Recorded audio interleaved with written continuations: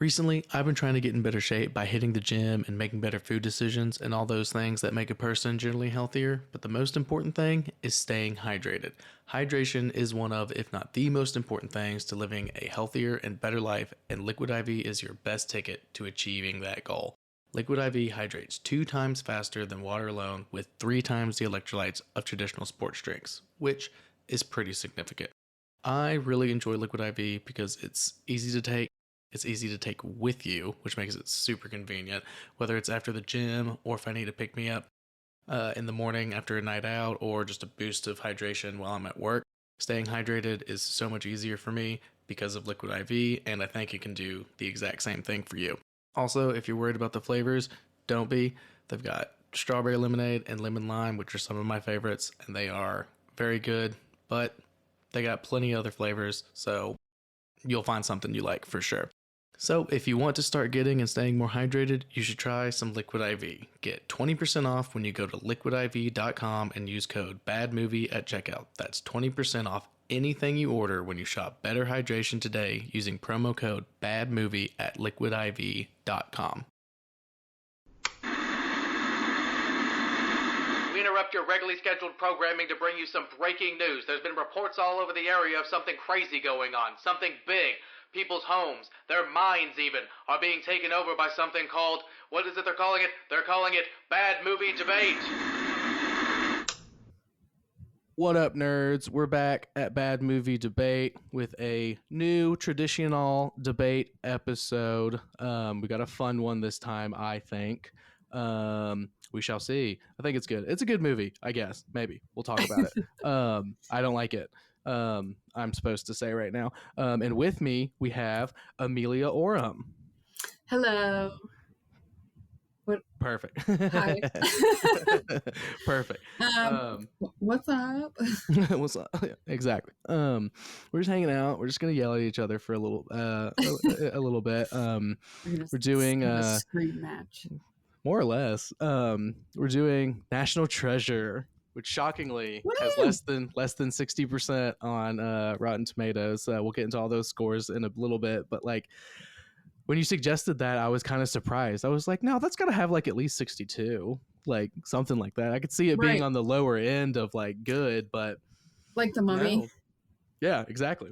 Like it's right on the cusp. It wasn't quite low enough. I think that's the one I really wanted to do. I think that one's at like 60, like right at 60 or 61. It's like right there, and I'm like, no, nope.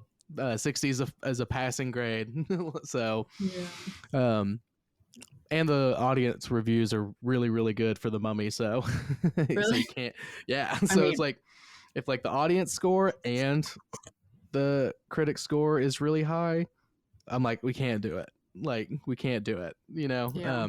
But if it's ever like the critics loved it and the audiences hated it, that's fair game. So I think that's how the Snakes on a audience Plane score was. For this one was pretty high. It was very high. I mean, it's National Treasure, so yeah, people love it. Who doesn't love it? Me. Right. And I'll tell you why here in a little bit. All right, so first, so this is action adventure. Obviously, I think everybody who's seen this movie could say that that's what the genre is. So why don't you go ahead and let us know your top 5 action adventure movies? No particular order, unless you have them in order. I never put mine in order. I have kind of. Sorry, June. Bye, Junie. Right away. I kind of have an order. Hell, I have a number one. But the rest are kind of interchangeable. Hell yeah, that's usually how I go. So should I end with number one? Yeah, if you have a number one, end with it. We just talked about it. Okay. I knew that was it. I knew that was it. My number one is The Mummy. Yeah, hell yeah. Which, fucking fantastic. For no reason has a 60%. It should be 100. But only the first one. I think the second one has a worse score. Oh, the second we could talk about the second one or the Scorpion King for sure, because the Scorpion King. Because those definitely have really bad ones compared to the OG. Yeah. Also, this is the OG, not the Tom Cruise version. No, fuck the Tom Cruise one. I was so excited to watch that. I was like, oh, cool. Like this like seems like it'll be pretty good.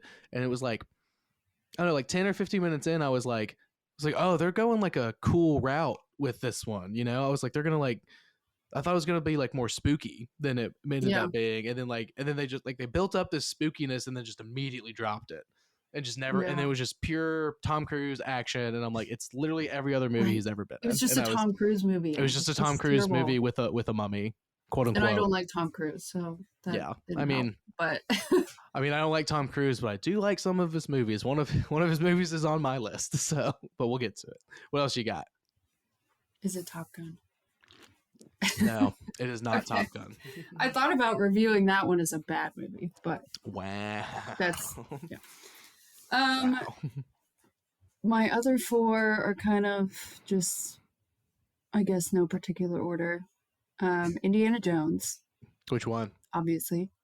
I would just go with the whole the whole entity trilogy. of the whole. Maybe not the new ones. Yeah. The newest one wasn't bad. I still haven't seen it yet, which is wild because I love Indiana Jones so much, but I just it was pretty good. It went in and out of theaters so fast. I feel like because like it didn't do what they wanted it to, so they just pulled it faster. Yeah, but we have the like movie pass, so yeah, we go to the movies all the time. I know. So, I need to. It almost feels like I didn't pay for it. Right. Exactly. So that made it worth it. I don't know if I would have.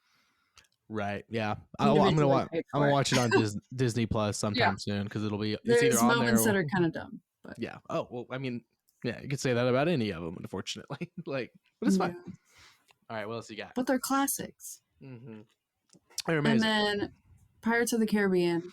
Yeah. Hell yeah, dude. Same thing. The whole like trilogy, like the original ones, but not really the new ones. Yeah, once Will and Elizabeth are gone, they're not good. Yeah. Like once they leave. So I feel that. The first Black Pearl is probably a top 10 movie for me, like all time, honestly. Oh, it's so fucking good. I love it so much. It is. We watch it all on. It's kind of like Harry Potter or like Lord of the Rings. Like I feel like we have almost annual Pirates of the Caribbean rewatches. Yeah, I don't think I've gone more than 2, maybe 3 years without watching it at least once. Yeah, because it's so fucking good. These are all also kind of treasure related. Too. Hell yeah. The Goonies. Oh, okay, yeah. See, I was thinking about the Goonies. I don't think it didn't make it. It didn't make it on my list, but it is really good. It almost feels like these movies have been on lists before. Oh yeah.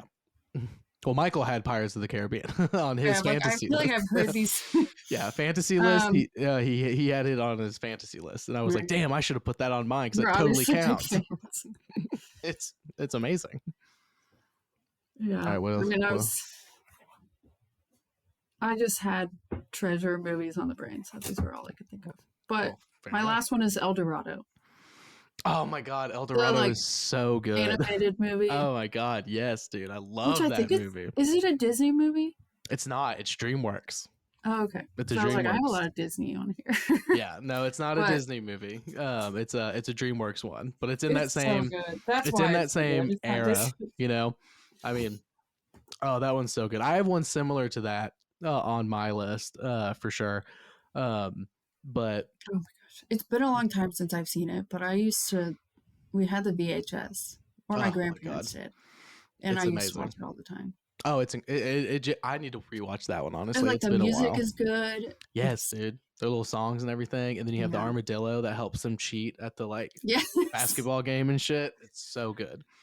Oh, I love that one. Now I need to watch it. I know. I need to watch it. I'll probably watch it very soon, honestly. Yeah. I might honestly watch it tonight. Yeah, right. Yeah. All right. So my top 5, my number 1 is Raiders of the Lost Ark. Like the first Indiana Jones, Raiders of the Lost Ark is just absolutely perfect in every single way. There's really just not much more that needs to be said about it, honestly. That one definitely is the best one. But I like the other 2. So good. No, I love the other. Last Crusade is also really good, and then Temple of Doom has its moments that are good, but that's definitely the dumbest of the original 3. But because I mean, Sean Connery playing his dad in Last Crusade is just amazing. Yeah. It's just so good. It's just so perfect. But Raiders of the Lost Ark, the first one is really something special. And then no particular order for me Okay. on these ones after this. Mission Impossible Fallout. That one Oh, is no. so good. That movie is so freaking good. It's so good. I don't think I've seen how many. I haven't seen a single Mission Impossible film, so I don't know which one that is.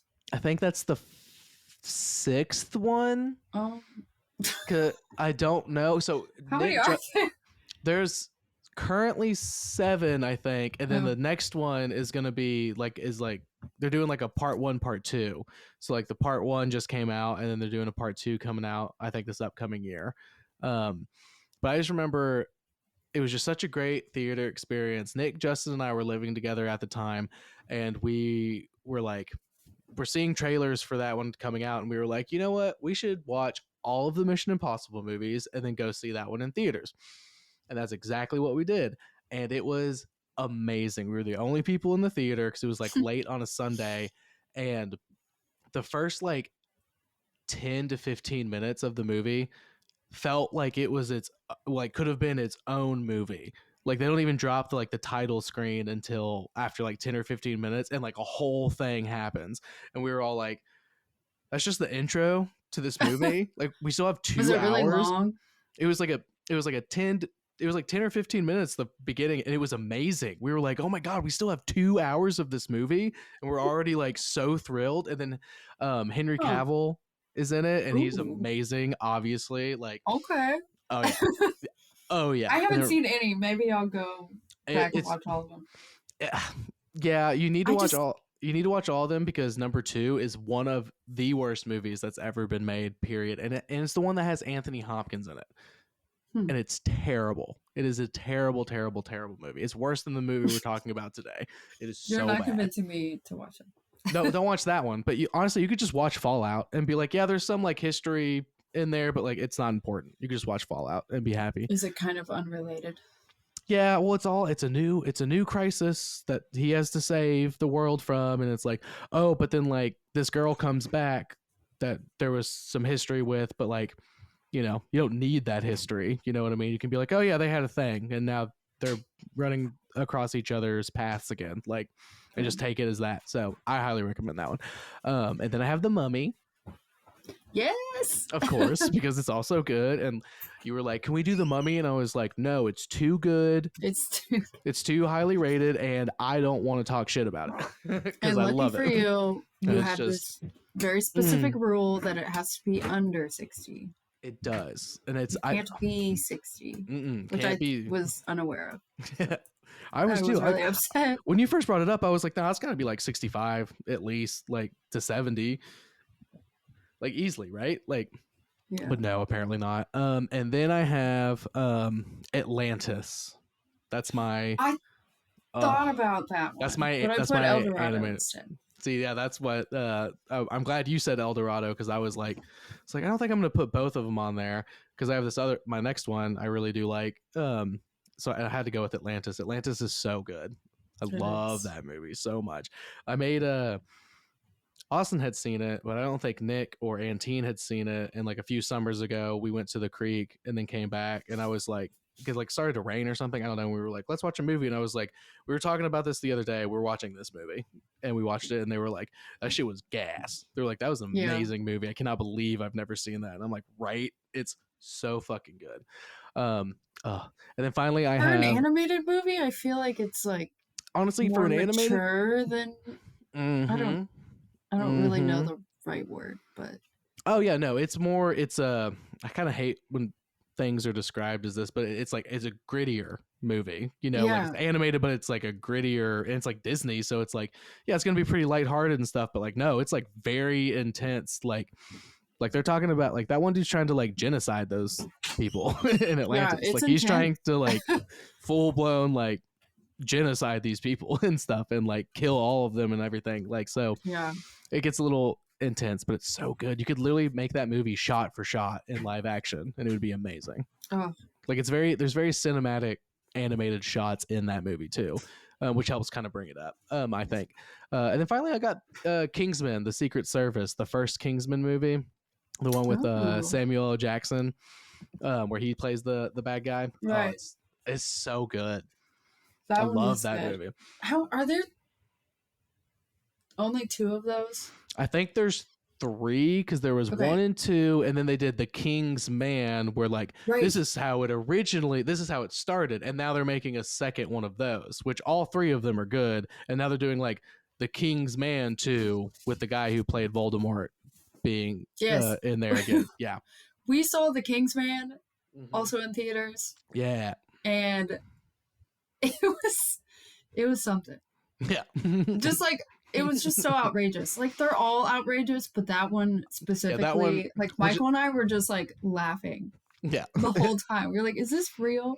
Right. Well, the whole Rasputin thing, yes! like, that whole angle was just, like, the fuck? And then he, like, yeah, he's, like, dancing, and then they, like, he scales this cliff. Yeah. Oh, my God. I can't remember exactly, but I was just like, is this real right now? Yeah, that one just kept going too. Yeah, well, that's why I like the first one the most, because that one felt the most like, I don't know, not like absurd or like ridiculous. Like that one felt like, oh, this could actually be happening. Yeah, there you go. It's a little crazy, but it's not too crazy. Yeah, exactly.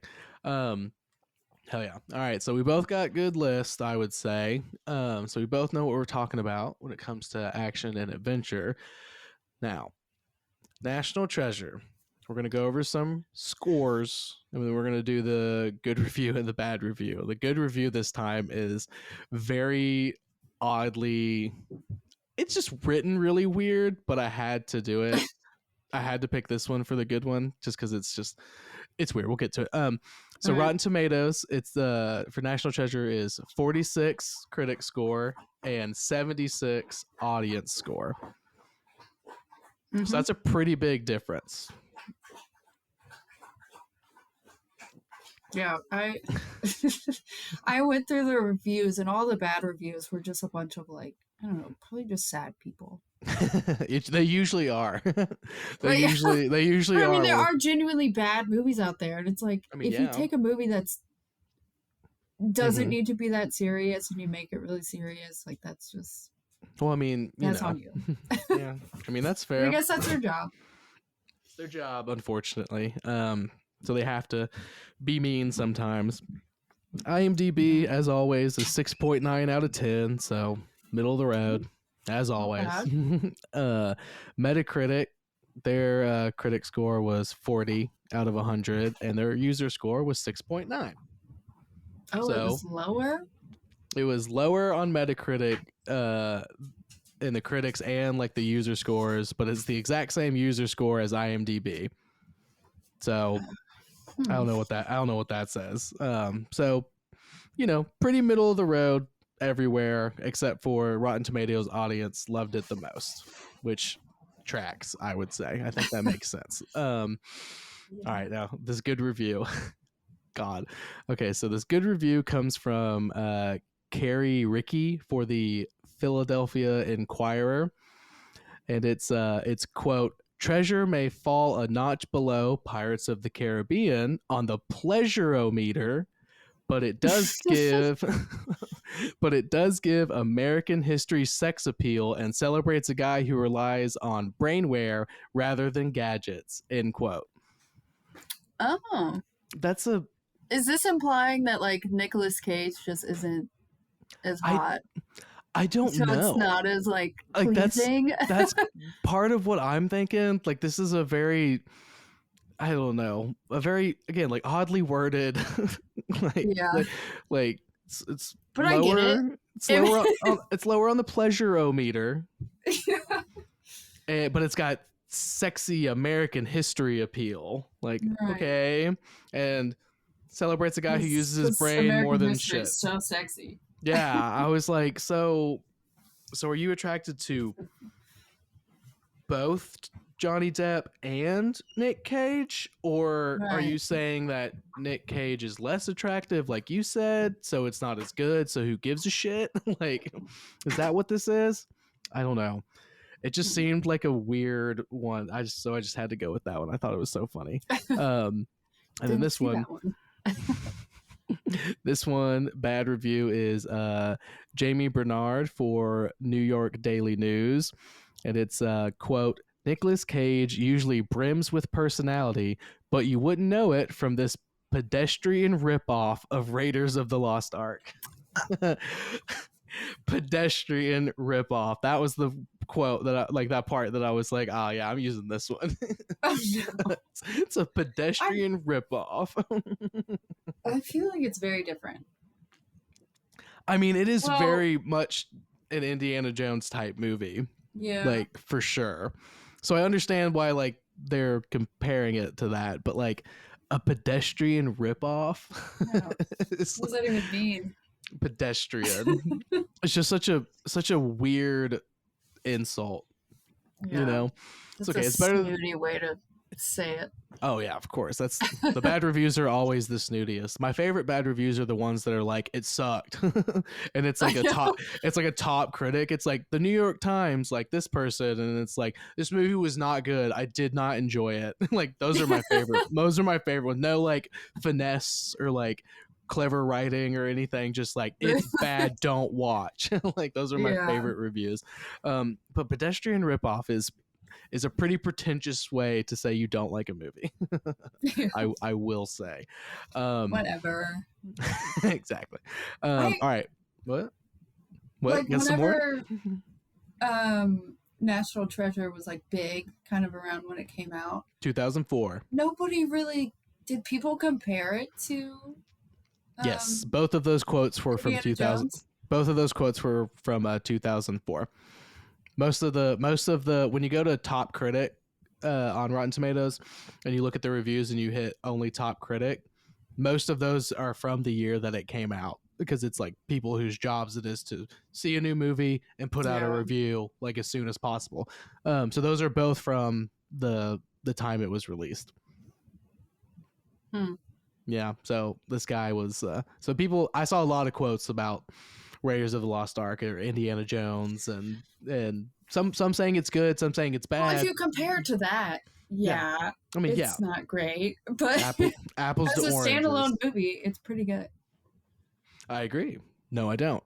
Actually. Also, it's like specifically American history. It's not, he's not this like world traveler.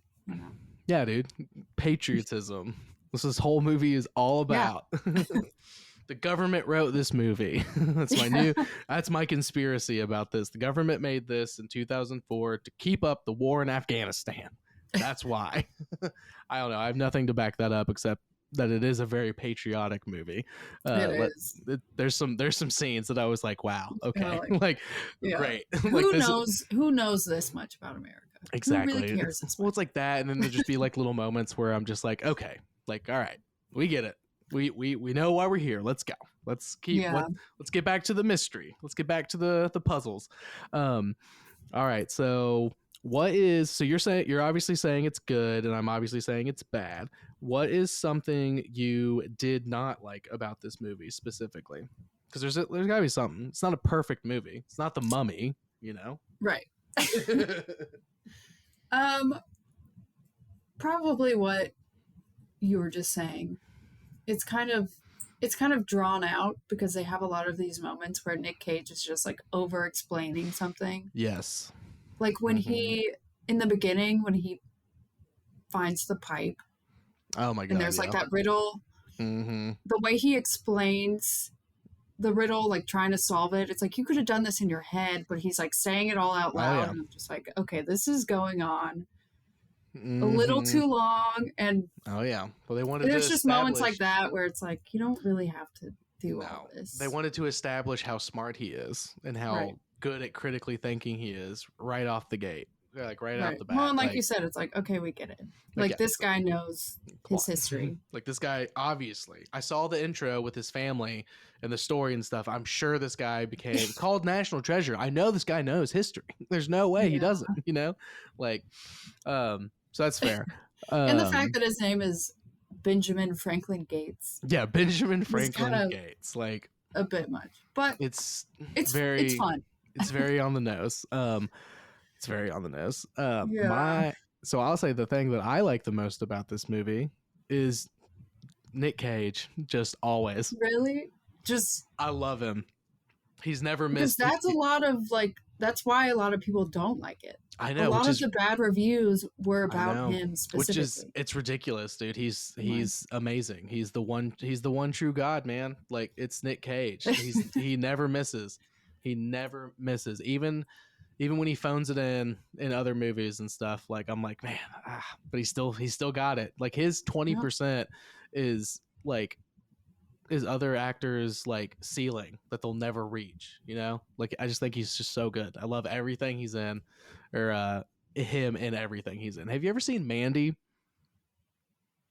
The like thriller No. movie? Oh, it is so freaking good. So I actually basically, haven't seen that many Nick Cage oh my god. movies. So Like for the top 5, I was like, if it's top 5 Nick Cage specifically, oh no, yeah, wouldn't I we? can't do that. No, I don't think we'd get. That's I not a mean, he's bad kind idea. of his own genre. I think Nick and I could have a talk, could have a conversation about Nick Cage movies specifically. Honestly, I'll need to write that down. I think he would. Yeah. Nick would be all for that. Yeah, no. Yeah, Nick Cage is just like Mandy. The movie Mandy is really good. It's intense, but like you like those kind of movies. Like you'll watch horror movies and stuff. I wouldn't say Mhm. it's a horror movie, but it's definitely like a pretty intense thriller. But Oh. like basically a bunch of like druggies steal his wife, like kidnap his wife, and he has to go get her. Oh my gosh. That's like and like he does not. I'm pretty sure he barely speaks, if he even speaks at all. It's been a while since I've seen it. Oh, I Like was like, is he just wild no, or he is laser focused. It's very like John Wick kind of a feel. Like Oh. he is laser focused, but it is much more brutal and much more intense than John Wick. But that's a good one. That's a good Nick Cage movie. And then Raising Arizona is an old comedy movie that is Right, I've really seen good. that. You've seen that one? Okay, good. Yeah. And then there's, I mean, what's the one that he won? He won an Oscar for There's a new one. one. I This can't. might not be it. The new one that's like about his life. Oh yeah, no, it's not that one. But that The Unbearable I do Weight of wanna see Massive that. Talent. Yeah. I still haven't seen that one either. Nick yelled at me the other day, or like a little while Apparently it's ago. good. He told me to let him know when I'm going to watch it because he wants to come over and watch it with me. And I'm like, okay, yeah. So I might do that soon after this Is he a conversation. big Nick Cage fan? Oh yeah, of course. Yeah. Oh yeah. Like I was just saying, we could probably have a whole podcast episode just talking about Nick Cage movies. Me and Nick. Nick Cage is the man.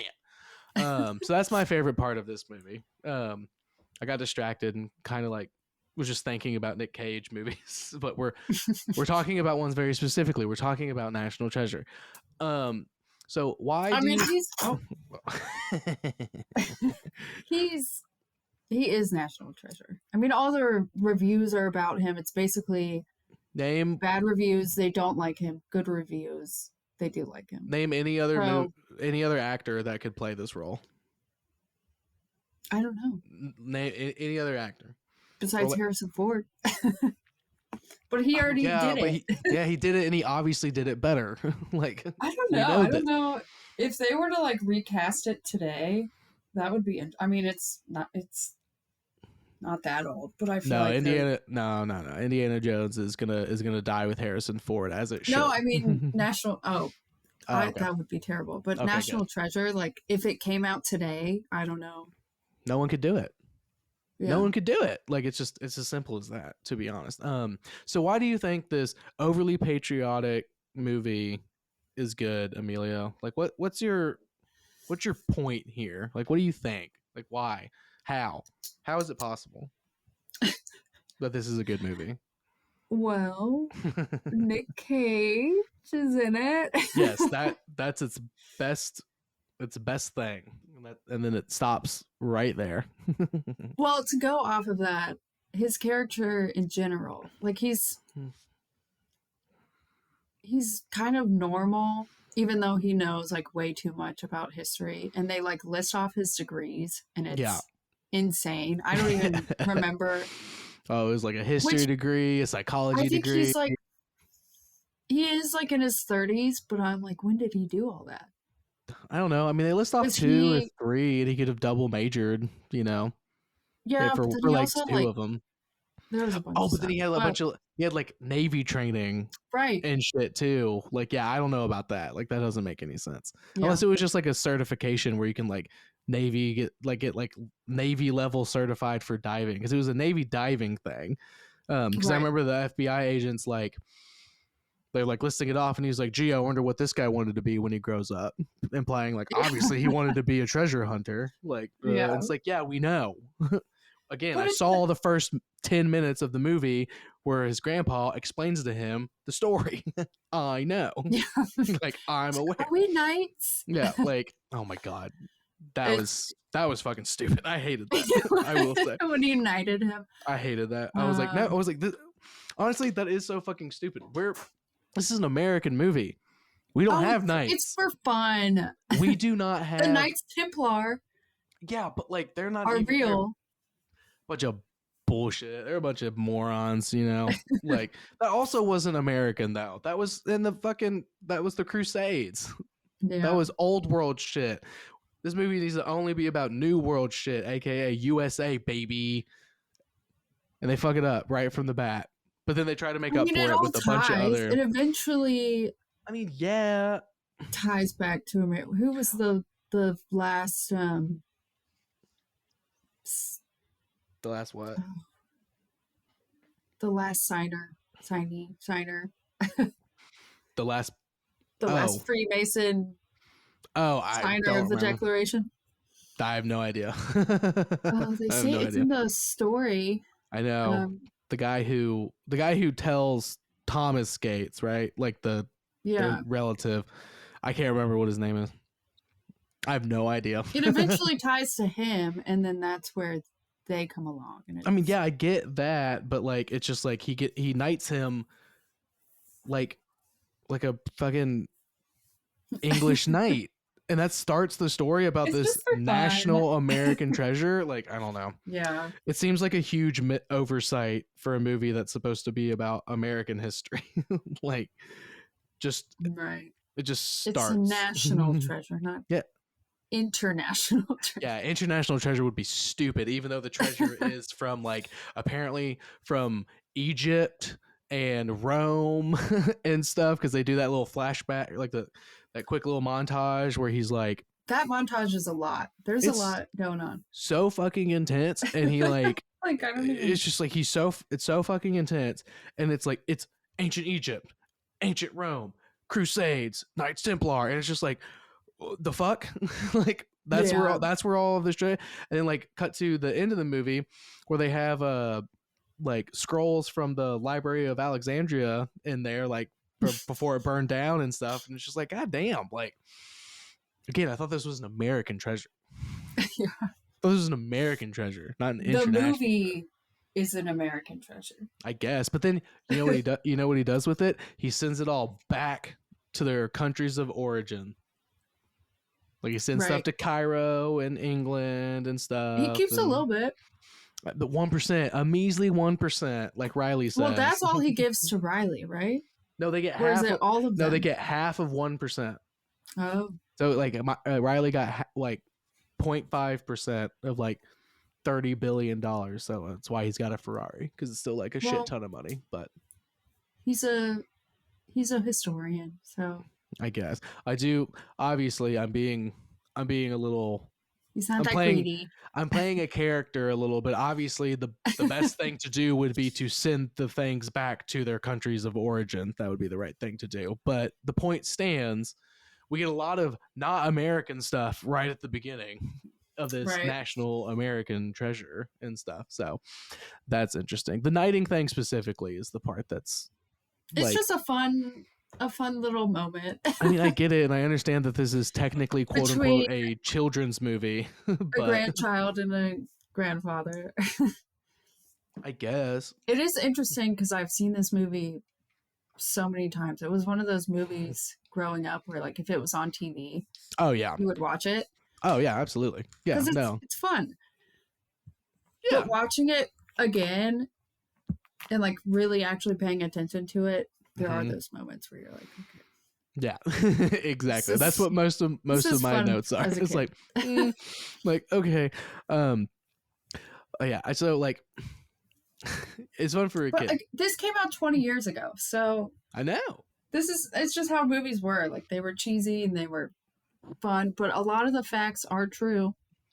It's not all, I mean, I'm not saying that it's all bullshit, fake. in terms of like, like obviously all like the silence do good and Ben Franklin, like that's real and shit. And all that stuff. Like the history that they say is true and the way they contort it into their narrative is what it is. But like, but then like you take a step back and look at like the movie as a whole and like it's a movie, and like for me, it's just like, so we get the like, he says, what does the kid say? He knights him and he says like, he's like, do you so swear? And he's like, I so swear. And then he knights him and stuff. And I was just like, oh my God. And then it cuts to them and they're going out looking for the Charlotte, right? And then like, yada, yada, yada. They go, he like is digging in the ground in the snow. Or like he's like doing the metal detector, trying to find the boat. And he's going, and then like it beeps and it goes off, and he gets down on his knees, and he starts to dig in the snow, and the music goes from no music at all to like the most intense music I've ever heard while he's just digging in the snow for, it's no shit, like 5 to 10 seconds long. This music, they're like there's fucking violins like going off like crazy and stuff, and he's digging, and then like 5 seconds later he like hits the metal and the music just stops, and then there's no music again for like 10 minutes. I didn't even notice like, that. And I'm just like, you can't do that. You can't use music like that. Like you gotta have more time. If you're gonna put in like a little theme of some sort, you gotta, because like it was just like, it's the buildup, I know, but it's just like, make it exciting. It's gonna give somebody a heart attack is what it's gonna do. Like, I didn't notice it. I was just like, oh my God, like why is this so intense right now? Like, like it was wild. It was but a big deal. I mean, I guess, but like then extend the moment. Ironically enough, usually I'm like, movies can cut, like we don't need all this, but like we need to, if we're gonna play the music, we need a little bit more. Also, isn't it so funny that the bad guy, the main bad guy, is British, and then like his henchmen are Russian? Yes, they all have like different accents. Oh yeah. But Ned Stark. Oh yeah. I never realized that he was in this movie. It's one of the few movies he doesn't die in. He usually dies right. in like all of his roles. This is one of the few that he actually makes it to the end. He goes to prison. Shout out to Disney for being so kind. Right. I know we watched Lord of the Rings. Yeah. Oh my God. Yeah, we're doing that right now too. Night. Yeah, just it's brutal. Obviously Game of Thrones. Yeah, obviously Game of Thrones. That's what my dad stopped watching Game of Thrones because Ned dies. That was early. Yeah, like into the first season, he was like, "Fuck that." He's like, he was my favorite character. He was the only one who knew. Who like, he's like, "Fuck it," and I was like, "No, you gotta watch it." And cut to the 8th season comes out, and I'm like, "Yeah, we all should have quit when you did. It was not worth it." Like, and he was like, he's like, I could tell. He was like, I could tell it was only going to go down from there. Wasted a lot of time. Wasted so much fucking time. God. One thing I do, my favorite part of the entire Charlotte scene is they find a little pipe, and he cuts his thumb, which, first of all, he cuts his thumb so he can put blood on the stem of the pipe so he can roll out the message, right? Mm-hmm.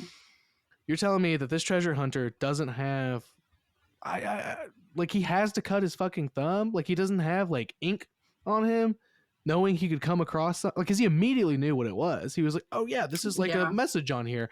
So you don't have like a little vial of ink? It's cooler. No, I think it shows. But who carries around a vial of ink? I mean, a treasure hunter who could come across something where ink would be like useful. He's supposed to have a little bag of treasure hunting necessities. You mean like Indiana fucking Jones does? Right. He needs. He has his satchel and his little whip. Fuck yeah! I will say, he needed like a. Well, he didn't really fight anybody. He needed like a. He could have. But he didn't have like a signature. Like Indiana Jones has like his hat and his whip. It was his brain. Right. His brainware, remember, not his cool gadgets like that one bitch said Yes, in the review. that's true. But it's don't forget it falls lower on the pleasiometer, you know. Yeah, God. it's more real. I guess. But my favorite part of that scene is after he does that, he like does the thing and he like gets it all wet with his blood because it's super intense. I genuinely do I think don't it know was like how he read that. When they like show the yeah, I know. I message, was trying to it's read like, it how too. did I he was read like, that? I can see like 5 words in here that But he's a genius, so obviously Exactly. he can read it. exactly. But then he does the message out and he looks at it and he reads this riddle and he looks at it, reads it, and he goes, "It's a riddle," and it's just the bet. And it's just like Nic Cage, my fucking man, dude. And that's why I love him, because it's like anybody else who did that, I would be like, that is the dumbest shit I have ever seen in my life. Why would you say it's a riddle? Like, start immediately talking about like, what does this riddle mean? Like, let me think about it, not go announce to the room that it's a riddle. Like, I think you know what I mean? But like, yeah, like I said, it's a lot of like, but like Nic Cage does it. So thoughts that he could have kept to himself, but he had to just but Nic Cage just did said it, so it was amazing, and I loved it. And I think honestly, the bigger issue in terms of like being a genius, I think Riley is way too OP with his intelligence. He is way too smart. He knows how to do everything. The only thing he doesn't know is American history. Apparently he doesn't know history, but he knows how to like track where the Charlotte is based on like geomagnetic stuff and weather patterns and like stuff like that. But then he also knows how to hack into computer systems and like resend video feed so that like they can't see him when he's in the museum and stuff. Like Bill Gates would be useless without him. Yeah, exactly. He would be, and also useless. honestly Ian, because Ian like invested in him and like he definitely did to all these places, and it's like he gets all the credit and he's not really doing shit. Well, except Ian for was being a know-it-all. Well, Ian with random history facts. was a piece of shit British guy, and we fought a war so we didn't have to share anything with them. And that's what this movie is. It's the Revolutionary War, but like different. You know, that's what the movie is. But I did see a review that they were like upset that they didn't kill him off. Who? They were like, it's just so lame. I don't even know where I saw it. It was like a while ago when I was first looking at stuff. Well, they didn't kill who off? Nic Cage? No, Ian. Ian? Oh, well, this is a Disney movie. Like, it's a PG Disney movie. They're not going to he just gets arrested. It's kind of boring. They're not going to like, what the fuck? They're supposed to execute him? Like, what do you mean? Like, well, no, I mean, there was the scene where his like accomplice, I guess, falls and dies. So like, someone dies. I mean, I guess that's true. Someone does die, but like, I mean, you know, they caught him. They're not gonna kill him if they don't have to. You know, at least it doesn't seem like it. I don't know. That would start a whole. That would honestly start a whole international thing if they killed a British dude in America, like the FBI did. That would be a whole thing. It'd be a whole fucking thing. Not in that way. Just say he was a character that like fell to his death or something. Yeah, but then or they locked him in a room or something, like he almost did. They do lock him in a room. Prison. They do. Like, he's there forever. Or they feed him and. I mean, I guess, yeah. They give him like an hour of outdoor time so he can run around in a circle or whatever they do. But yeah, I just really think that like Riley is just like way too smart for this movie in terms of like why is he the only one who knows how to do everything that's not history related? And then obviously we get Abigail comes into the picture, and like she knows a bunch about history too because she works for the National Archives. So like she knows a bunch about American history, but like anything else it takes any kind of thinking power, it's all Riley. Yeah. And he is like it's one of those things where it's like, and this is 2004, like computers were like the computers he's using, it's like there's no way this is real technology that can no fucking way access to any of there's this. no fucking way, dude. But maybe, it's like, I don't know. Maybe I don't I guess. I mean, we went to the moon in 1969 with like I think it's like a tenth of what our phones have in terms of computing power. Like when we went to the fucking moon and it took up the computer took a whole room of like hardware to like process and stuff. But like, so maybe he could, but like, how does he know that? Like, we don't know anything about him. Like they say, what do they say? They say like, there's like a one-off line about where he's like, oh, where'd you find this kid? And he's like, oh, he's working a desk job for some blah, blah, blah, like some random like intelligence type of entity or something. And he like recruits him from there. And it's like, and he just knows how to do all this bullshit. In the beginning. Yeah. When they're in the like snow. Yeah, exactly. That's what he's like, oh yeah, like mobile thing. Yeah, because Ian's like, where'd you find this kid? And that's where he's like, oh, he was working some desk job doing some bullshit. Maybe he worked for like the Pentagon or something crazy. I don't remember what it knows was. Everything. It's just like, it's just wild. It's just genuinely just so wild to me that he just knows everything, how to do literally everything else in the world, but not history. He might have. I think he did. He should. He should. Fucking red coat. Fucking piece of shit. Also, what is that actor's name? Who? Ian? Sean Bean? Sean Bean. Yeah. I kept wanting to say Sean Penn when I was taking notes, but it's not. He does. He has to. So it's literally one of the only movies he doesn't die. Which is just so wild. So it's good. Yeah. Yeah. So like then they go and they're like, Ian betrays them because he's a red coat and like he's got Russian baddies who are his thugs and stuff. Yada yada yada. They're gonna steal the Declaration of Independence. Yada yada yada. They go and tell Abigail about it. They meet her, and they're like, "Well, we're gonna have to steal it now," which is like just such a reaction in my mind to like that is not. I don't know. They're just like, we have to steal it to protect it.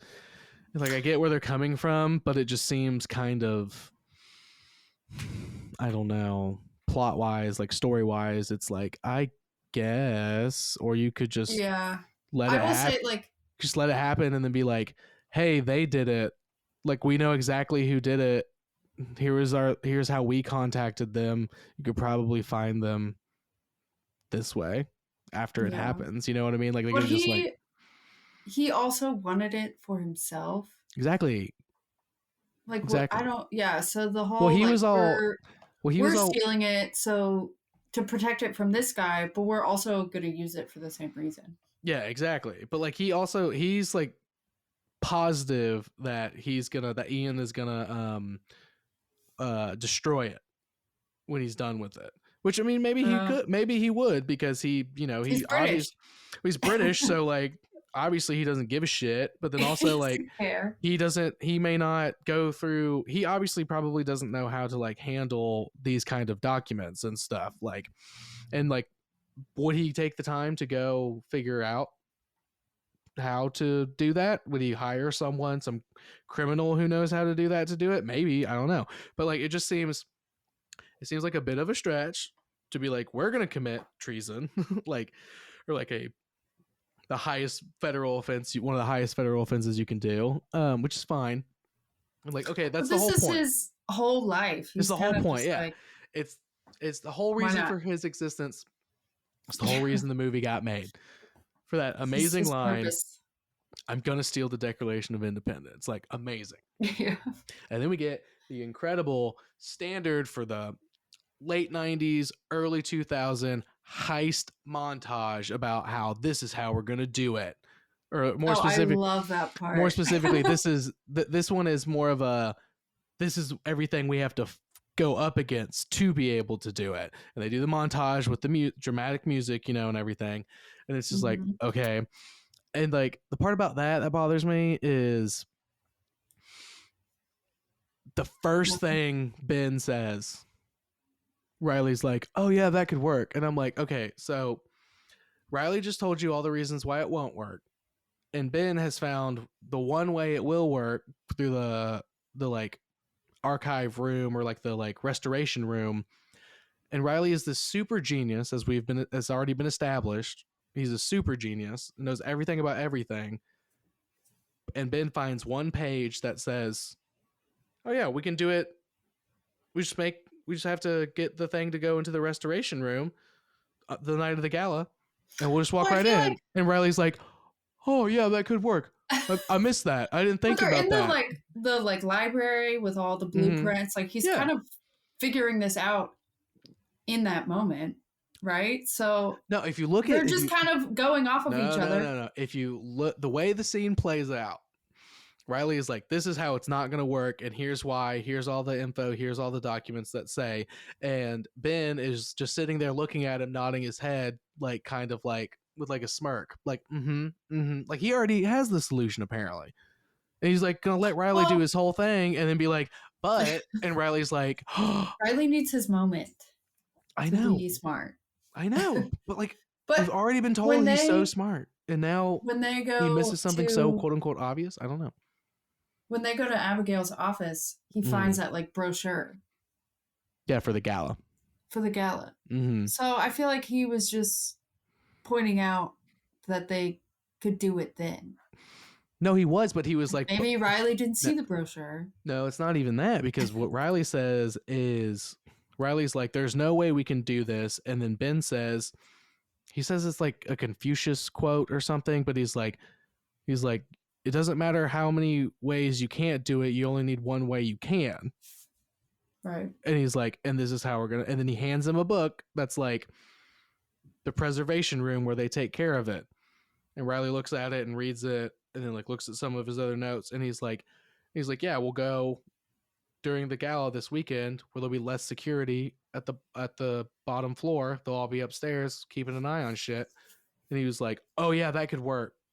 So like the gala part doesn't even matter. He already knew about the preservation room before Riley even started talking. And it's like, and that's it's supposed to be more for the audience. Like, this is going to be hard, and this is specifically how it's going to be hard. And like, I get that part, but at the same time, it's like, and it's all true. Yeah, it is. Sure. Maybe. I don't know. They probably, this movie got made and they probably beefed up the security. Now it's a whole different thing, probably. It's probably a fake one that's out there right now. They don't even show the real one anymore, probably. There's not actually a map on the No. I mean, no, there is. There is, and that's why they keep it in a different location. Yeah, no, that was a fiction. Yeah, that's fiction. Yeah, that's definitely not a real thing. Like, don't fucking steal it.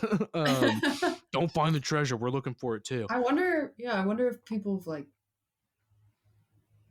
I'm sure after the movie came out, not people like trying to steal it, but people that like have looked at it, asked about it, or like, "Hey, has anybody done that?" Yeah, you're fine. Well, I feel like there's all kinds of stuff. I mean, like Nick's heard about a bunch of like leads or like stories like in the Chattanooga area about like lost Confederate gold that's supposedly like around, and so there's all kinds of like hidden treasure like everywhere, So like, I'm sure someone's thought about it, like IRL, after seeing this movie and being like, "Huh." I'm sure somebody went to, where do they go? They go to Wall Street or whatever in New York. They've probably gone to that. It's like Broadway. Yeah, it's Broadway and Broad Street, but it used to be called Here Street, and then they changed it. Blah blah blah. History stuff. And then they there's definitely people who have gone into that church and tried to go underneath it. I promise you, people have tried to sneak in. Some of it's true, some of it's not true. Well, I mean, the history he says is true, but then like the way they can sort around to get whatever, to get the like conspiracy part, like that's not. Right. Wait, do you think this is a real treasure? Is that what you're saying? No, I just like it's real. Okay. I wish it'd be awesome if it was. It'd be amazing. No, just like Harvard did like a fact check, like some of the cool, like the clues and stuff, and like the Charlotte and I'm sure like like most of that stuff is all true and stuff. It's just like how they weave it all together, is what it is. Is there treasure? I don't know. Maybe, hopefully. Maybe. I hope. That'd be awesome. Let's go find it.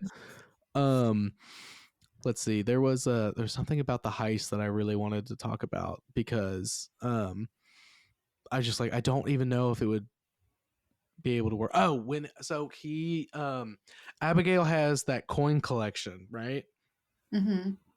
And she's missing one that Ben has, so he dips it in lemon juice and then like gives it to like I don't know if he drops it off by hand. Let's just assume he drops it off by hand so it would be faster than mailing it, right?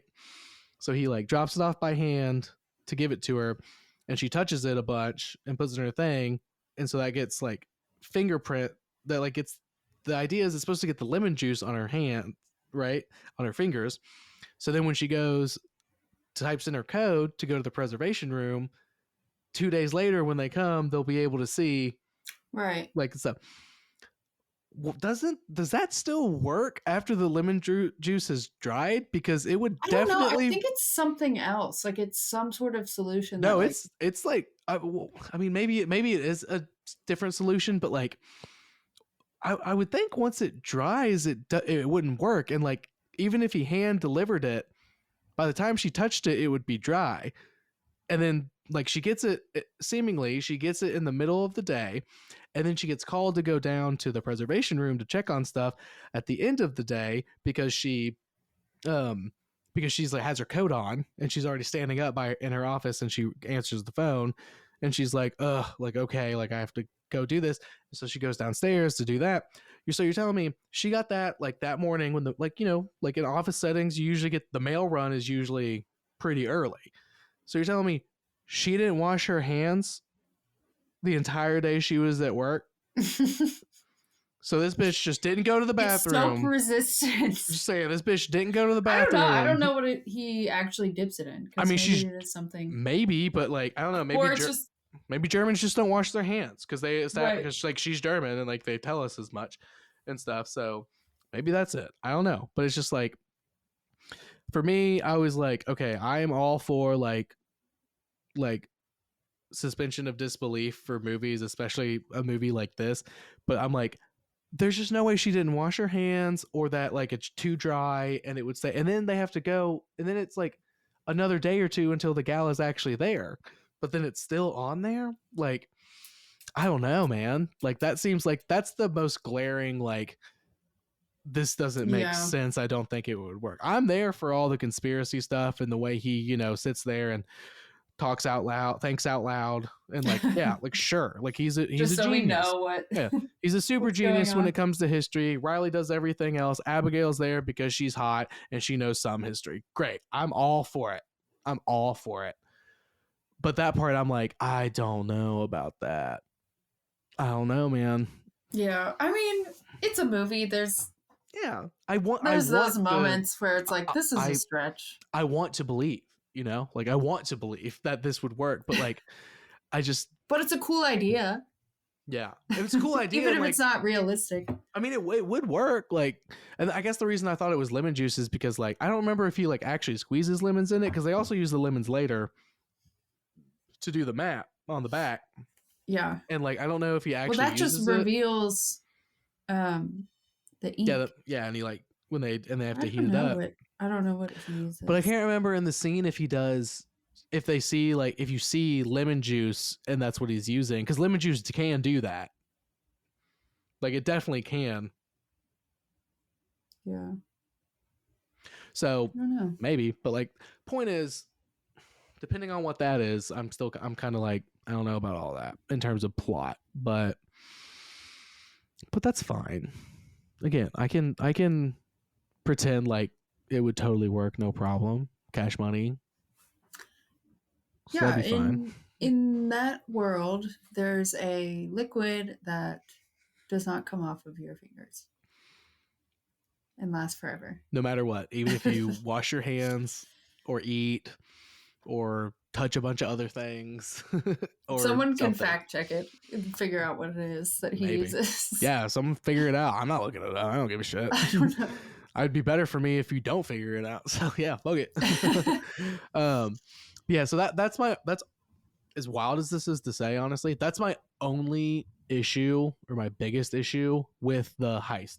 Everything else with the heist, I'm like, yep, okay, sure, why not? Like, I'm like, Yeah. I'm there for it. I'm like, all right, let's do it. Let's steal the Declaration of Independence. Let's go. But then that came up, and I was like, ooh, I don't know, man. I think it would be too dry. I think it would dry, and it wouldn't work at that point unless this bitch don't wash her hands. Like, yeah. I feel like it would just come right off. Like, I don't know. When he figures out what the password is. I also don't know how he how did he know that she pressed Who does that fast? How does he know that she pressed the L button twice? Because he's like, she pressed the L button twice, like it's Valley Forge for sure. And it's like, but like, also like, in the E. How does Riley's little program not take that into consideration? Right.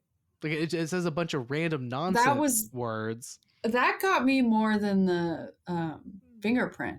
Yeah. Was how his computer was like a fly gov and like none of it made sense, and it's like it couldn't come up with like one normal. It couldn't. A normal phrase, a place, a location, just like as a password. That made less sense to me. That's true. Because like, I mean, people. I mean, come on. Like, let's be honest. I'll be honest. All of my passwords are phrases or names or something like that. Just like everybody else's. I don't have a random assortment of letters and numbers for my passwords. Like I just don't. Like no one does. Like when, like, you know, on your iPhone, like when you're trying to create an account, it'll like suggest a strong password, and it's like V78 capital W like dash like it has all these things, and it's like I'm never gonna remember that. Like I can't do that. I have to make it like my name is Jacob 123 exclamation point. Like I have stupid shit like that. That is not a real password. Don't try it. Or is it? You'll never know. That's my that's my national treasure. That's my secret. My name is Jake. My name is Jake. Like shit like that. Like you get the point. But yeah, you're right. Like his computer program is obviously dumb as fuck. Yeah, like he can solve all this other shit, but he can't. But again, it's been put some words together, letters together. But Valley Forge, that is U.S. history related, so of course he's the one obvious. He's the one that has to figure it out. Yeah, like what? She's German. What is her connection to Valley Forge? Like what? Right. Like why she? I get obviously she works for the National Archives. Well, she's American. I mean, yeah, but she works for the National Archives and stuff. So like, she's got references to whatever, or like interest in all of it, which is fine, but it's fine. Also, I think the most important thing we can learn from this movie is always take cash to a heist, because that's how they get caught. The way he it's like $32 and like some change, and he's like, he gives her a look like, is this good? Like, she's like, is this gonna work? Serious? Like, fuck no. He's like, $32.70. $32.70. Like, no. It's like, we take Visa, bro. And that he's part like, okay. is good though. How he gets the spare. It does. It comes works out in his favor. Yeah, it comes back around because he's able to get the spare, which is good. And then we get to the chase scene, the car chase scene, and we find out he had the spare and everything, which is fine. It's one of those movies. It's like also very lucky because he would have brought cash if that was the plan. Yeah, right. Like, oh my god, like he was like, yeah. I mean, obviously, I was gonna get one. It's like you didn't plan to do that. Honestly, that's the thing too. It's like it's one of those things. It's like, why didn't he think about that? Why didn't they think about like, when he the gift shop sells life-size replicas. Like, we should definitely go and buy one of those and have a dummy ready to go just in case, like, I don't know. Yeah, because when Ian gets she gets the fake one. Yeah. He's like, okay, bye. He says something about always being prepared, or like how he was prepared. It's like, you weren't. It's like you weren't until you got caught and had to buy one. Well, there is something to say about getting. Like, oh well, I guess you did purposely buy two. But yeah, there's something to say about like when your back's against the wall, being able to get out of it. So I mean, it is what it is. Yeah. But yeah, I don't know. I want to like this movie. I liked it when I was growing up, you know, like it was, again, like you said, it was always on TV. Like, so it was like so easy to watch, but I was watching it and I was like, man, there's a lot of shit I didn't really notice when I was a kid about like how this plot doesn't make sense. And like, honestly, I think one of the worst things about it is, so, you know, like the 3D glasses they find? Yes. Yeah, they're like the Benjamin Franklin glasses. The spectacles, whatever the fuck. Yeah. Like, I just like, it blows my mind because like the FBI catches him. They're sitting there and the dude's playing with the glasses and he's like pulling up one of like, there's 3 lenses on it that can move, and like two in the front, like on either side, can move. And he's like moving it, and he notices it's changing the paper that's behind it from his fan. And I'm like, how the fuck did y'all not see that? Think of that when the second you said that, I was like, oh, I noticed. Right? Because like, I thought the same thing when he was holding them, and he just put them straight on. It's blatantly obvious, and he's just like, "Oh, look!" And then he doesn't even mess with them. Like, exactly. When they're clearly interchangeable, I was like, "They're obviously like you can put like you can have them straight on, you can have none of them on, you can have one up and one down, or the other up and down, and just like look at all this different shit." And it's just like he just happens to notice the guy who happens to be playing with it. Yeah. Like, what the fuck are you doing, bro? Like, how do you, like, I thought you were supposed to be a fucking genius. I know. Like, and if you weren't going to figure it out, Riley was there and he could have figured it out. Because it's not U.S. history specifically. It's how glasses work. And he knows everything. You what? No, it was just Abigail. Nope. It's all 3 of them. It's all 3 of them when they get the glasses and they look at the map because they're in Liberty Hall. And this was one of the like patriotism moments where he's like, he goes, they like unroll the map. Last time this was in this room.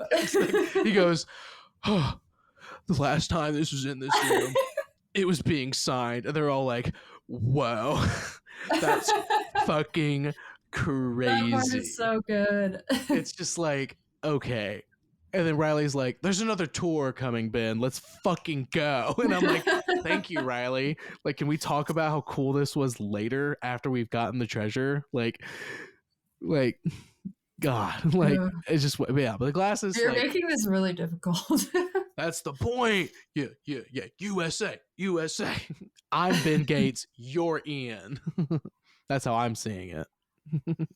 As of right now. Like you said, like, I don't think I've seen this since I was little. It's been a while. Like little, but like since I was regularly watching like cable TV and it would come on. Like, 2004 was like gone out of my way to watch it. It was like 3rd, 4th grade time. So like, you know, it's like last time I saw it was probably, I think I definitely watched it in college. I think we did like a I feel like Nick, Kyle, Justin, and I, or maybe just Nick, Kyle, and I, or maybe just Nick and I did like a back-to-back double feature of 1 and 2.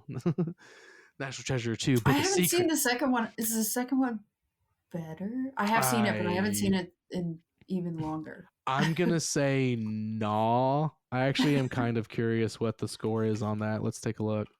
It's probably lower. It's probably much lower. I just remember the scene where he's like, ooh, yeah, pretends to be drunk. Oh yeah, that's great. I love that scene. Nick Cage, man, he's the best. Yeah, 36% on Rotten Tomatoes and a 67% audience score. So yeah, we did not love it as a whole on that one, which is unfortunate. Yeah. I like that they find El Dorado in that one. What? Yeah, that's I only remember that one scene. The City of Gold. They're going for the City of Gold, and you got Ed Harris as the bad guy, and he's a piece of shit. Because then, so that's what they do. This cast movie, great bad guys, dude. They do cast great. Ed Harris is amazing, and then Helen Mirren as his mom. Is amazing. She's amazing. She's always amazing. So he's got like a super British. He's got a super British mom. which is funny. Yeah. This first movie is the Revolutionary War, and that movie is the Civil War, because it's two American. It's like Ben Gates and then Ed Harris's character, who's also an American, but this has to do something with like there's like some like Confederacy Union kind of thing going on, That's cool. like in that one, and like Abraham Lincoln and like all that jazz, because like it starts with like this person died, like got killed because like they were a part of the plot to kill Lincoln, and like blah blah blah, and like he wrote this down, and like people say it's a lead on blah blah blah blah, like all that jazz. So yeah, and then they never did a third one, even though that one ends with the president being like, "Did you look at that page?" And he's like, "Yeah, I've got some thoughts about that," because he gets the literal book of secrets, and he's like, "Hey, do you have any thoughts about that page I asked you to look at when I told you where the book of secrets was, so you could do what you're doing right now?" And he's like, "Yeah, I actually have some thoughts about that." Cut to credits. They never made a third one, and that one would be about the Cold War. It'd be amazing. I saw stuff about that, how there should be a third one. I don't know if there's going to be. Well, they there's have a like show there's now. some fucking show that I refuse to watch. I will not watch it. Apparently, it's really bad. I'm sure it's awful. But it's like if it doesn't have Nic Cage in it, then doesn't have fucking Nic Cage in it.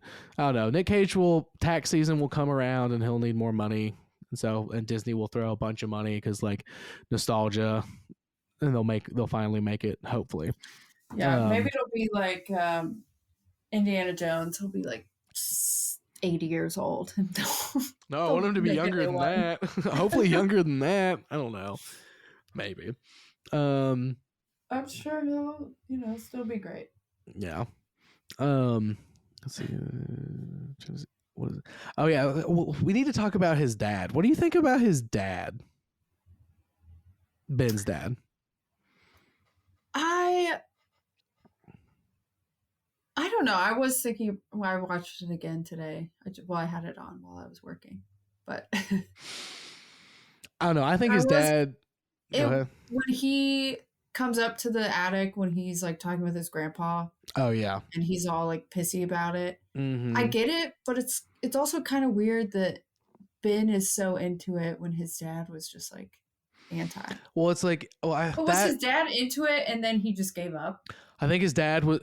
I think his dad was definitely into it because his dad, Ben's grandpa, like was telling him the story and stuff growing up, and he went for it and like tried to figure it out and stuff, but then gave up. And then, like he said, he's like, I got a house and like a career and like because I stopped doing that. Like he says all that shit. I think he definitely was into it for a while and was like trying to like get Ben to not be into it and not talk to his grandpa about it so he could have like a quote unquote normal life and not waste his time quote unquote looking for it and everything. Right. But I also think his dad is low-key kind of a fucking bitch because he's a fucking bitch, dude. And it kind of makes me mad because like he obviously doesn't, he's like a very like, I don't know, I would say like his character is not well written in the sense that like we get established early on, like he does not want to believe in the treasure. He doesn't want his son to do anything with it. Like he doesn't, and they're estranged because of that, because Ben is going for it and his dad's like, fuck you, don't, but okay, whatever. But then they show up that night when they steal the Declaration, and he's like talking to his dad and he's like, this is about that stupid treasure, like fuck you, I don't care, get out, like da da da da. And he's like, I found the Charlotte. And his dad immediately changes course and is like, did you find the treasure? Was it there? You found the Charlotte? Tell me everything. And he's like, no, I found another clue. And then he jumps right back to being like, there's always another clue. Fuck this. And then he's like, and then they're like, okay, well, we're going to look at this document. He's like, oh, you got money? Yeah. And he's like, oh, you're going to, exactly. It's just like, he's like, okay, we're going to look at this document or whatever in here. And then he's like, okay, fine. Like, I don't care. Stupid treasure. But then he's like hanging out being like, oh yeah, you gotta warm it up. Like it's gotta have a warming agent or you're not gonna be able to see what's on the back. And like, go to bed, Dad. And he's like, no, I'm good. Like he's still like floating around. Like, which is it? Like he immediately falls back into the treasure hunt.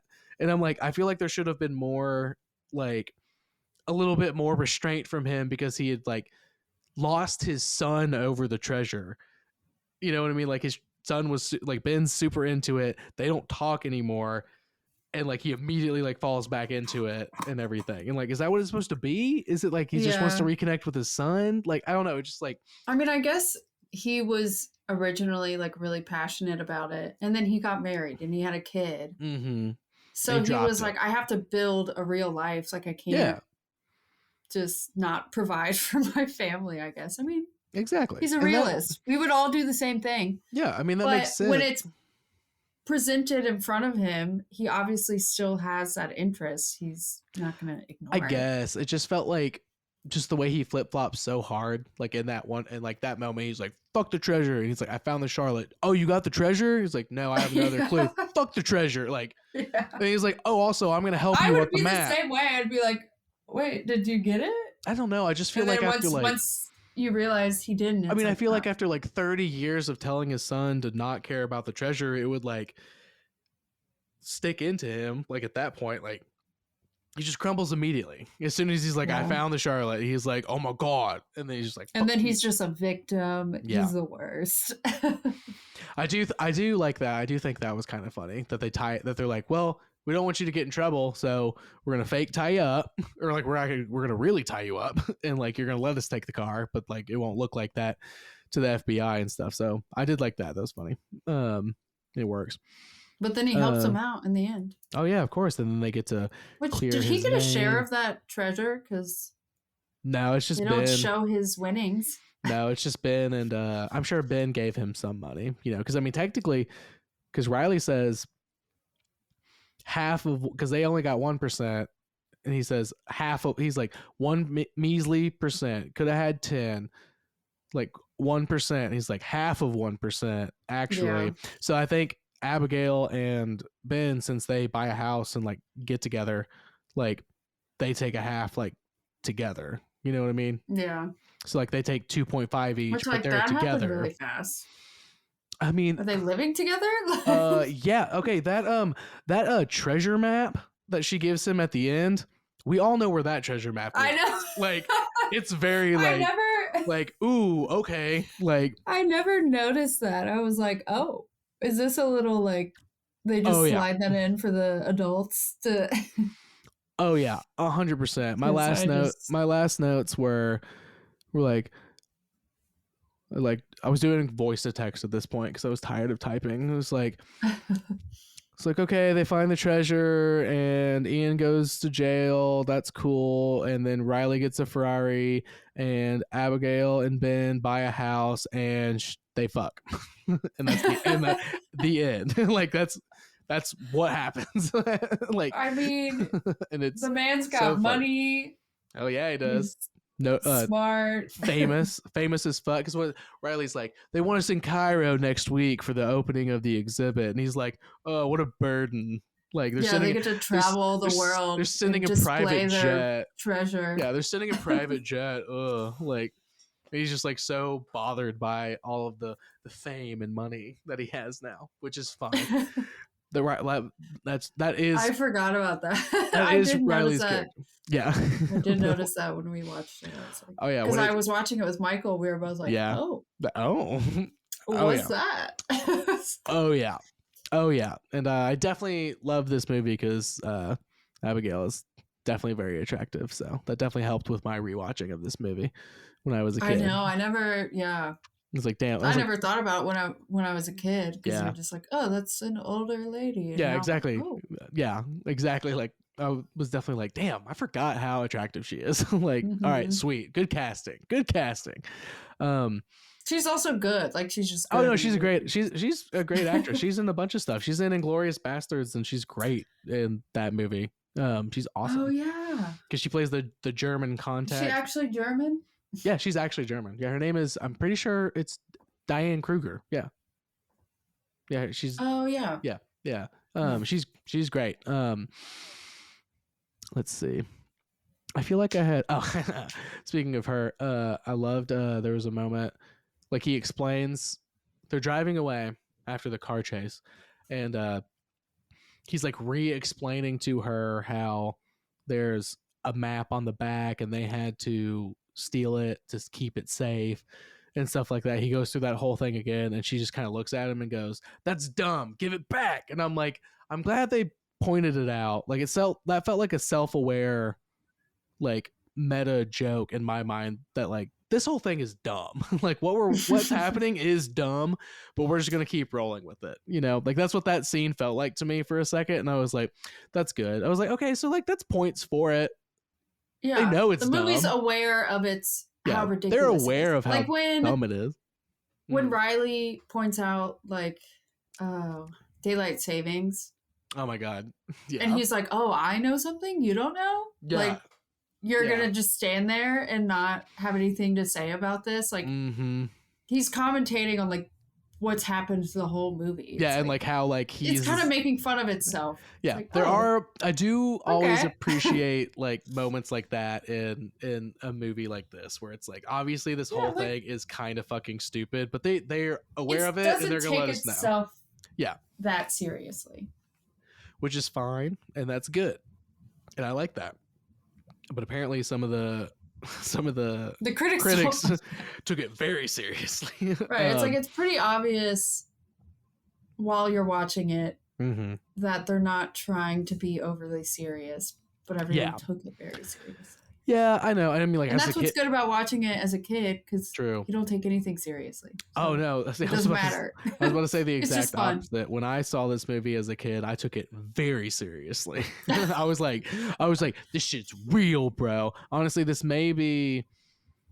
honestly could be one of those like inciting and one of those core memories of like putting conspiracy in my brain. You know, right? Like from a young age, being like. You'll get more into it, but you're not gonna like overanalyze it, I guess. No, as a movie, you're not gonna be like, well, that's not real. That can't happen. That's not gonna work. It's like as a movie, like, oh, wow, this is cool. Yeah. I definitely didn't take it seriously as a movie, and still don't. Yeah. And I'm glad they didn't. But like the conspiracy side, I took very seriously, and it was like, oh yeah, they're not telling us the whole truth, man. And that's where it all started. And here we are. And here we are. Literally 20 years later. Or not just 20 formed years. A generation of conspiracy theorists. Yeah, hell yeah, bro. Fuck the man, dude. They're not telling us shit. Ian was right. No, I'm just kidding. Ian was wrong. He's a bad guy. Because he's British. Fucking red coat. Yeah, they tried to make us all patriots, but they just did the opposite. No, yeah, it did not work. Some of us, there's like some in between, or it's like way one way or way the other. But it's fine. It's all fine. I don't know. I feel like I don't have much else to say in terms of shitting on it. Like, I feel like I've done a pretty solid job of shitting on it. Yeah. You know what I mean? Oh wait, I have one more thing that I thought was like, this kind of makes sense. Again, like taking it a little too seriously. Like if we're gonna do that real quick. Well, two things. So Abigail is German, right? Mm-hmm. She should have been French if this is a revolutionary war, because the French helped us fight against England during the Revolutionary War. Like she should have been it should have been a French woman, not a German woman. That would have made so much more sense narratively, like, and like deeper level meaning if she was French instead of German. Right. Because then they make Ian. Is it that deep? Well, I mean, again, no. I never even like thought about it as like. Well, again, I coordinate with.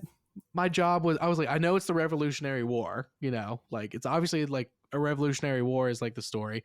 So like I was thinking about it, like for the first time I was thinking about it more like while I was watching it, because I had to do this episode. But I was like, I don't know. I was like, well, Germany wasn't really involved with our Revolutionary War. So like, sure, it doesn't really matter. But then I was like, but Ian is British, but his henchmen are obviously Russian. They didn't have anything to do with our Revolutionary War, but they are our enemies. And Germany was an enemy at one point during the 40s and then like the 10s and stuff back in the day. So like, if we're just going to have enemies all across the board, shouldn't this be she should be French? Because like It'd be you could get a foreign person in there, but they like want to help the US, like they can get that angle. Like she should be French, not German. It doesn't make sense. Like Germany's our ally now, like we're cool with them now. Yeah. But like if this is supposed to be 1776 told in a different way, the fuck, bro? I didn't think that deeply about it. Again, I never would have if we didn't do this episode. Like, yeah, I never would have like even paid attention to it.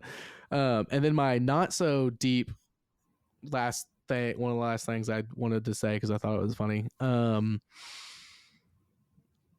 The super random and like super, it was just so overly dramatic kiss that Abigail and Ben have as they're like going into under the church and stuff.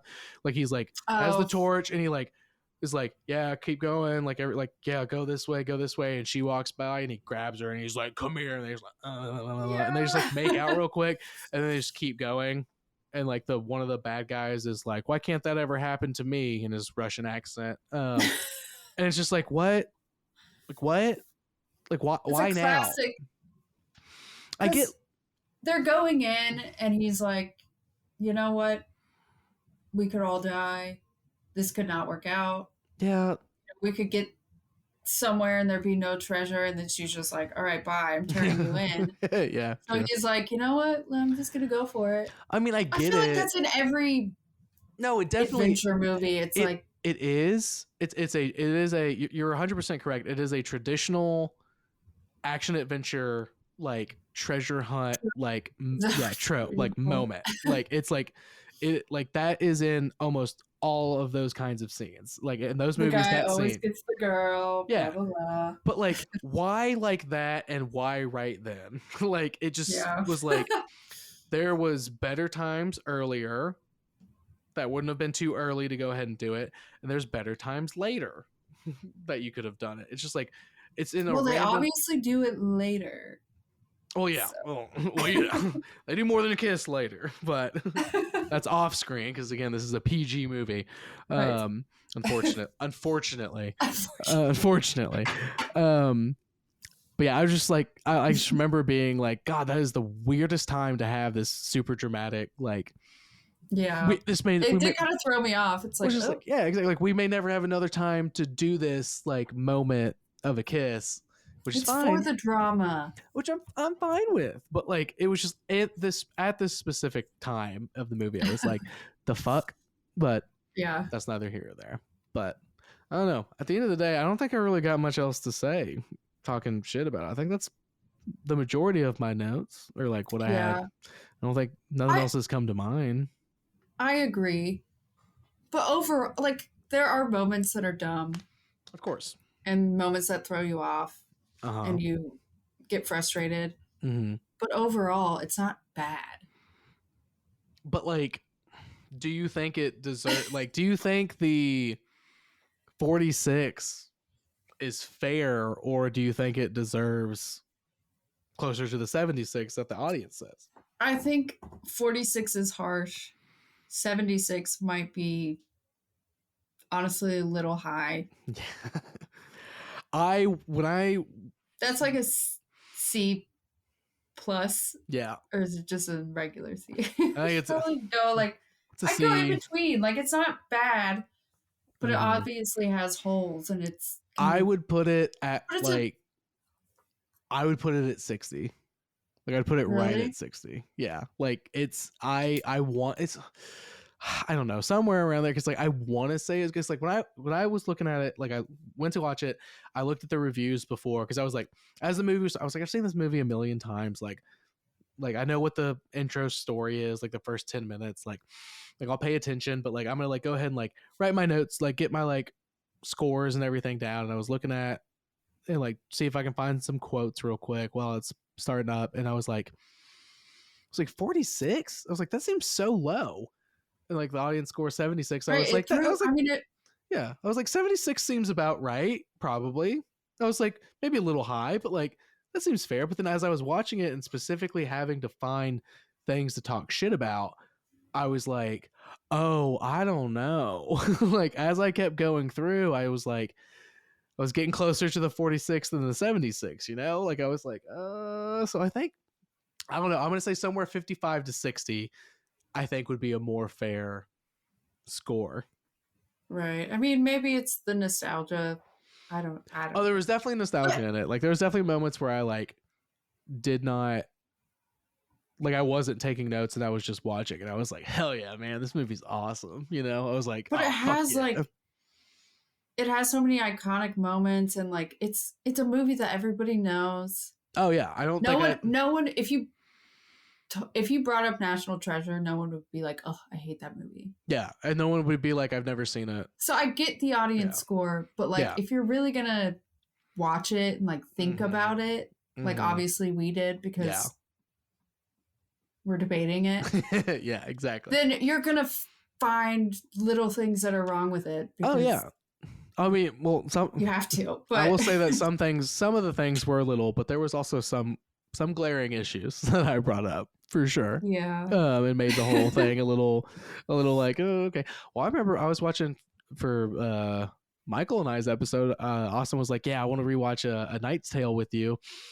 Like, let's watch it like together. And I was like, yeah, cool. And I was like watching it and I was like saying out loud, like my, like, cause I had to say it was bad. And I was like taking my notes and like saying out loud what I was like, what my issues were and like what I was finding and stuff.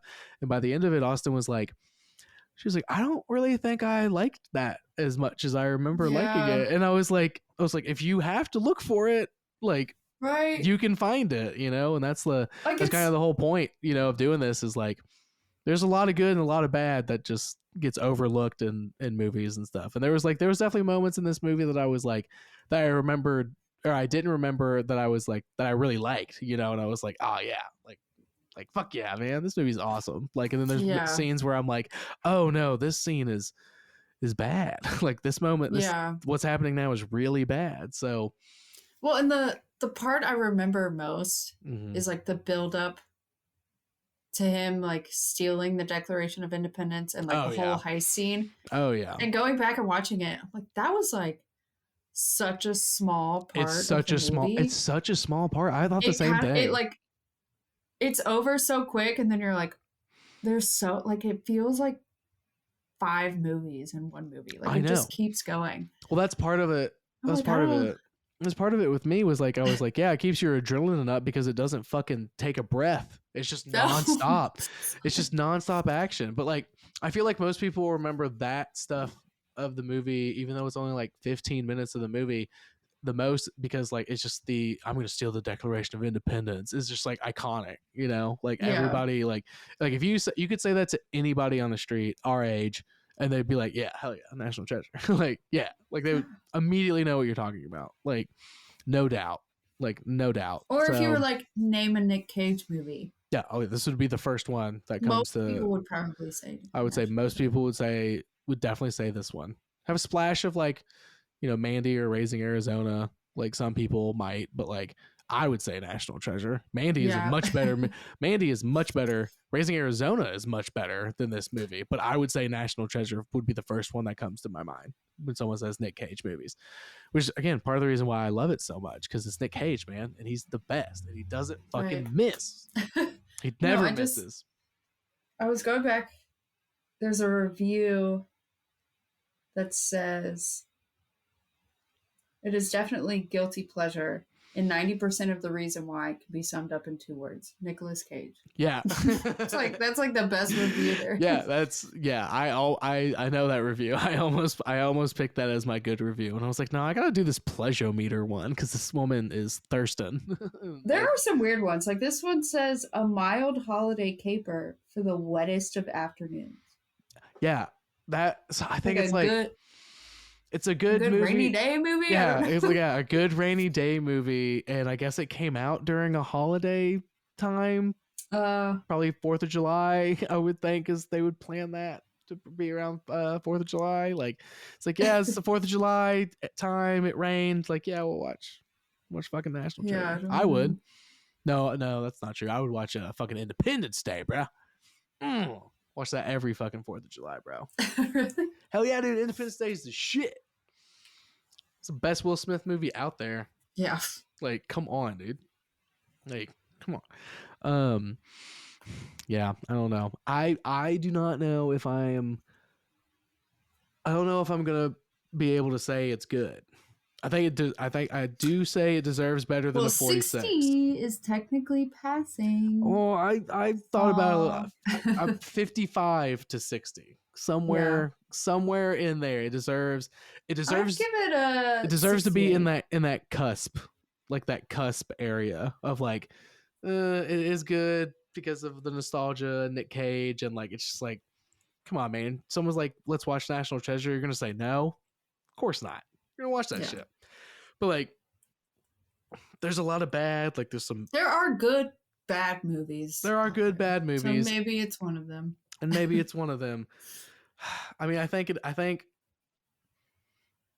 gonna have to be one of them because I like, even though I laid out some fire opinions about why it's not good.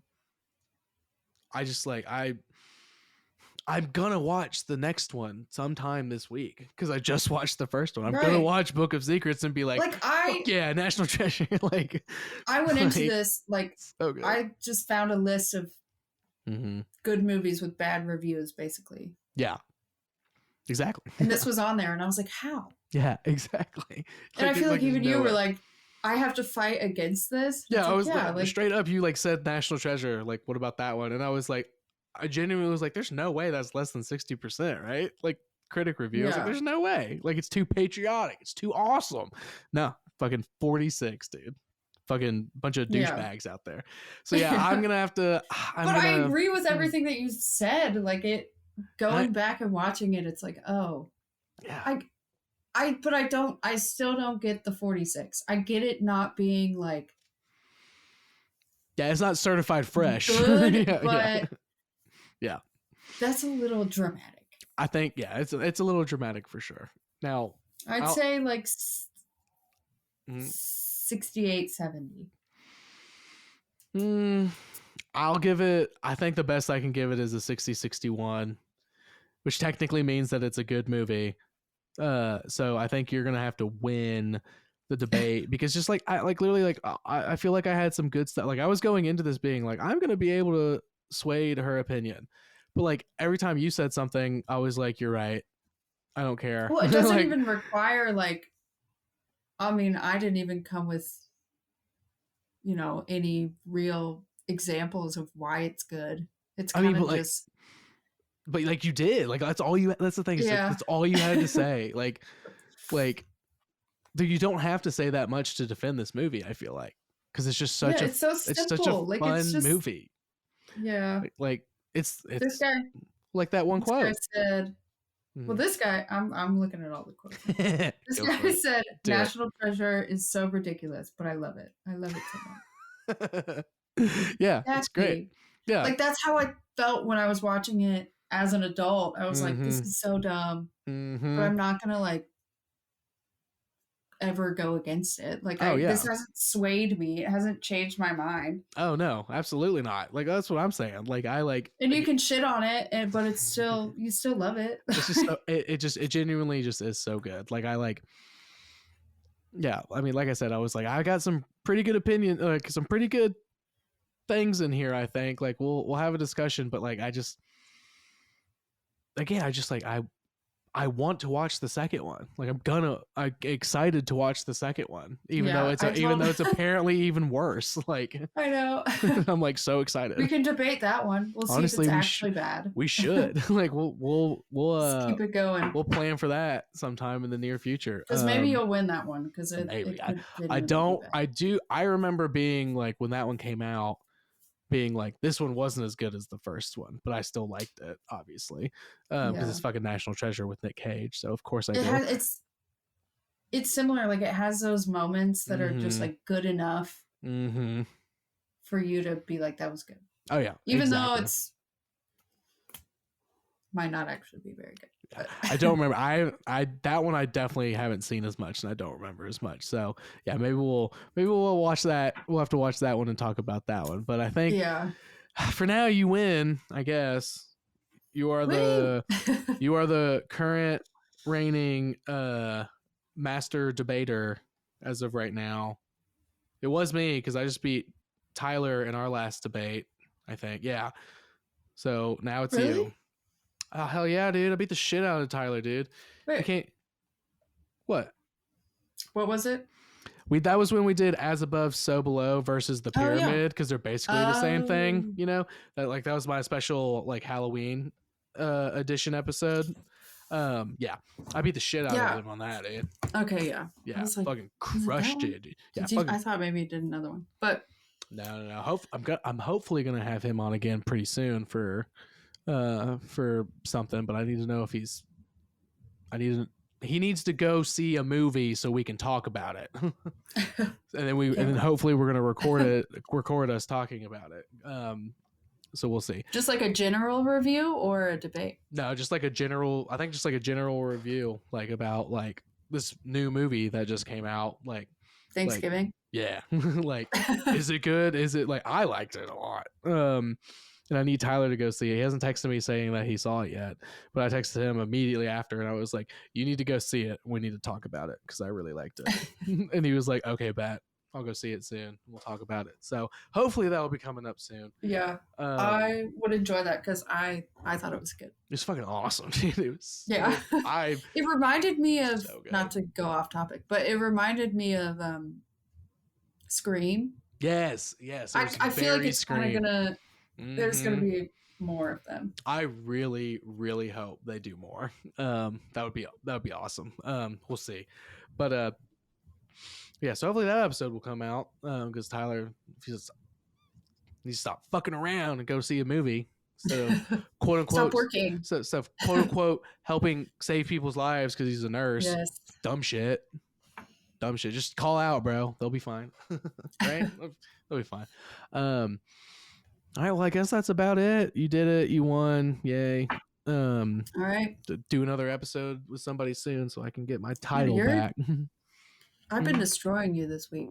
I know. We cannot start talking about fantasy football. I'm really upset about that. I was like, I just beat him in fantasy. I'm going to go in and beat him in this debate. I knew you were going to. I could feel it. I was like, man, she already beat the shit out of me once this week. Gonna do it again tonight. And here we are. But yeah. Well, what? We'll do the second movie. We'll do the second movie. That one might be. I'll come back for that, and then. Yeah, I think that'll be good.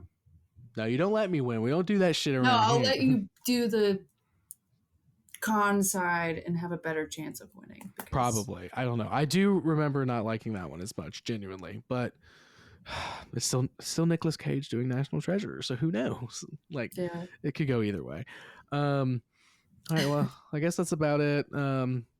Follow on Instagram and all that jazz. Bad Movie Debate, blah blah blah, all one word. I'm on Spotify and Apple Podcasts now. I'm on both and on YouTube. It's just video. It's not video, but it's on YouTube. Okay, good. Now, so that's cool. I was worried about that. I was like, I do want to do video ones at some point, but I'm gonna like tell people, hey, do you want to do a video or not? Right. Like, whoever I do it with can choose, but I still got to work out some stuff in that regard. So maybe, hopefully, we'll get some video ones at some point. Buy Liquid IV. Right, I was gonna say that. Hell yeah, give me some money. That'd be dope. Or just listen and enjoy. That's also fine as well. Rate and review on Apple. Don't have any on there yet because I just got on there like a week ago, if even. Yeah, I reckon that's about it. So, all right. Congrats. Thanks.